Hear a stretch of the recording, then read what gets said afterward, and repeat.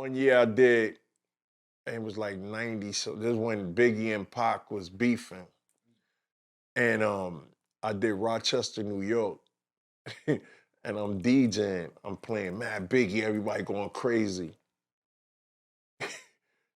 And I go and I play California Love. Yo, they went, boom! I grabbed the record and I threw it against the wall and it cracked. They was like, ah! And I went right back to Biggie. And that's on VHS. We gotta find that VHS. We're gonna look for that one. That was what we consider quick thinking. That was one of my illest moments as DJing in a club, like DJing at Rochester, New York, in the school, at the college. And I was playing Mad Biggie, and they was going crazy. And that joint just said, friend of your love. Whoa! I said, whoosh. Took that joint mad quick. Took the record and threw it. Boom! And it broke. Everybody was like, ah. And I went right back to Biggie. Unplanned.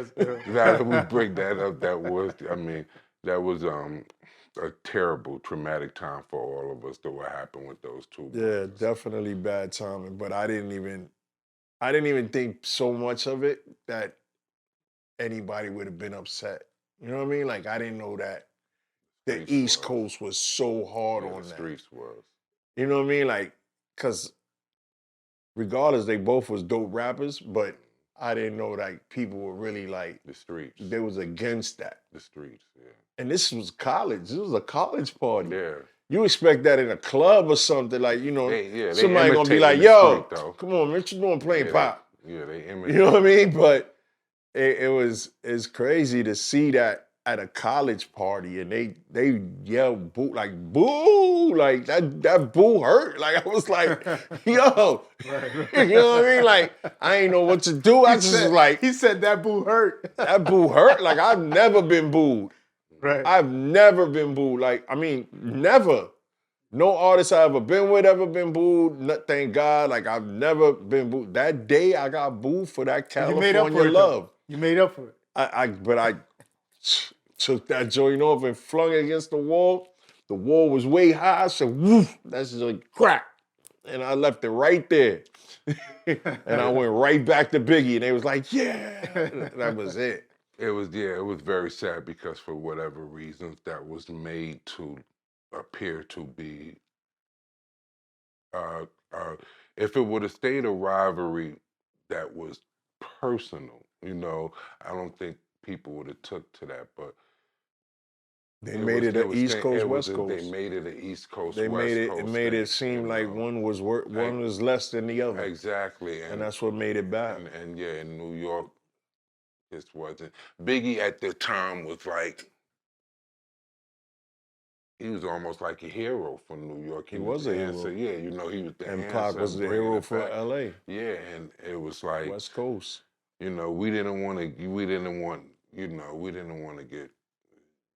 no more of that, you know, talked about, and you know, we had been through enough of that. You know what I'm saying? It was like, and it was just sad. You know, to see that type of impact, you know, those two artists collided a world that, you know, a lot of people don't realize how much two people changed two different cities. Yeah.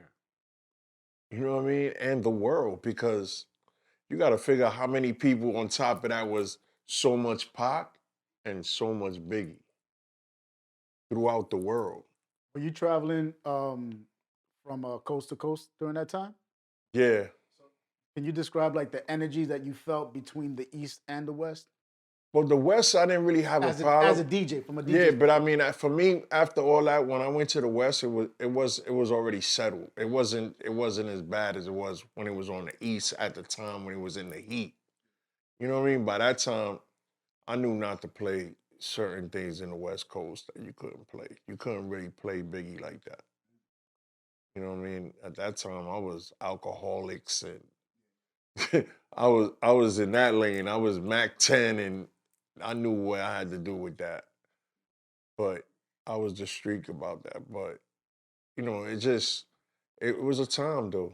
You really think about it, it's really a time when you think about like how big these two rappers were. How young they were.